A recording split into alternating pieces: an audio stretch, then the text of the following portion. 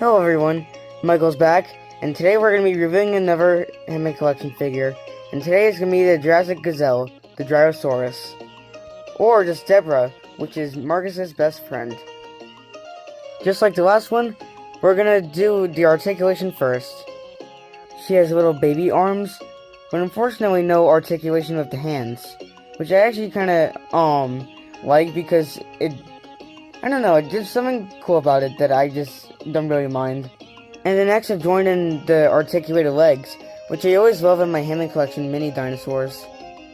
Also another easy to move neck and head, and a lot more easier to bend tail.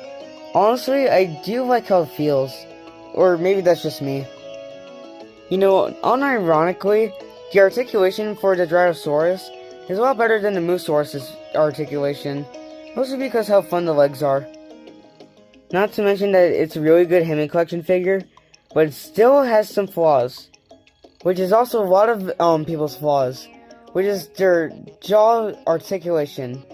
So you can like give her an attachable jaw of like an open and closed jaw.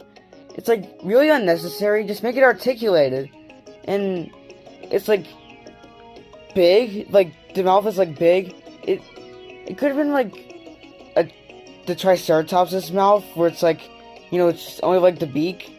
But hey, it's a lot more accurate to the actual animal. So it was still really ugly. Just like the Moosaurus hands, I actually drew out the open jaw because I don't want that. But here's a little trick if you don't want to keep the open jaw. So the closed jaw actually still has teeth, so it doesn't really make it like, well, if you open it the wrong way, it kind of looks a little ugly, like how I did it. But sometimes you can just like spread the beak wide, and then you can have a lot more proper one than this image that I took of her. So anyways, here's some 5 articulation poses that you can do with Dryosaurus. Anyways, let's get to her design. I think this is supposed to be based on the Jurassic World Evolution 2 Dryosaurus, and if that is, I honestly think it's pretty cool. But I think that they should have been a lot more similar to that design. It honestly just feels like a traditional Jurassic Park dinosaur. Either which, this dinosaur design looks really cool, honestly. We got this beautiful elongated tail.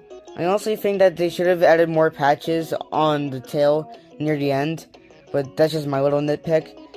The beautiful green to teal coloration is just really beautiful.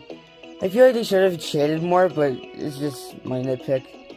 And all the way to the head, which also has some really cool coloration. They just need to add more. They needed to add more shading, but aside from that, it looks really good.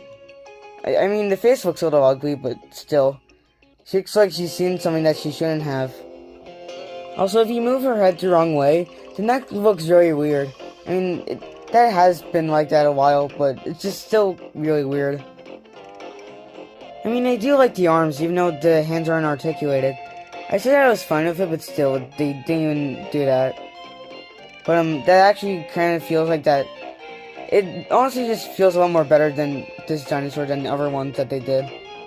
But my little nitpick about the arms is that they don't have painted nails or a dew claw, which also is a lot more bigger than the other ones. Now, is it a lot more accurate to the actual animal? Kind of. I just feel like it's a little too big, or just a little too like chunky. So what I forgot to mention before is that the Hammond collection Dryosaurus is the same thing with the Moosaurus, where it doesn't have an official Jurassic franchise design, so it's just made by Mattel. But honestly, they still have a pretty cool design when it comes to the non-canon official dinosaur designs. As you can see in this image, the top is the evolution Dryosaurus design and what the actual animal might have looked like. So you can honestly see how a lot similar the evolution Dryosaurus is to the actual animal than the Hammond collection dinosaur is. But it's not like a bad thing. I'm just saying how if it's like similar or not. Like I said before, it's not bad. It just feels like a little more chunky. So do I recommend this figure? And if it's worth the money? Yes and maybe. So it's in Walmart right now, currently as I'm speaking, and the Dryosaurus is only $23. It's not like Mosaurus where it's only like $16 or $18, but hey, it's not like, you know, like crazy. Ceratosaurus, Spinosaurus. Now, there's something that I have to address and can't deny. That is the Hammond collection Dryosaurus.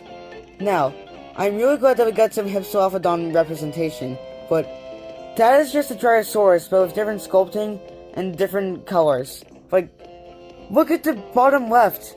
The art is just a Dryosaurus with just slight changes. It looks like a bootleg. You want Snow White and the Seven Dwarfs? Sorry, we got Snow White and the Seven Clever Boys. Frick you. So in summary, this has really cool articulation, really cool design, and really cool just everything. And it's decently priced. I just think that they went a little overboard for $23 frickin' dollars. But I still recommend it. Gary the Gremlin, the one who inspired me to do stuff like this, he got 2 of them. So if he got 2 of them, you might as well just get 1. Or 4. So that was my Dryosaurus Hammond collection review. Now, my main problem with last episode was that I just felt like that I had more chances and opportunities to add more nitpicks, because I didn't really do that, and just to make it a lot more better. Now, did I, succeed at that? I sure did, but I just feel like that I should have done stuff that Spinozilla did, like the size comparison and stuff like that. I know I keep comparing him to myself, but still, it's like, he did such great reviews, and I can't believe that he turned out to be the person he is. So, that was that. So, I'm Michael, and see you in the next one.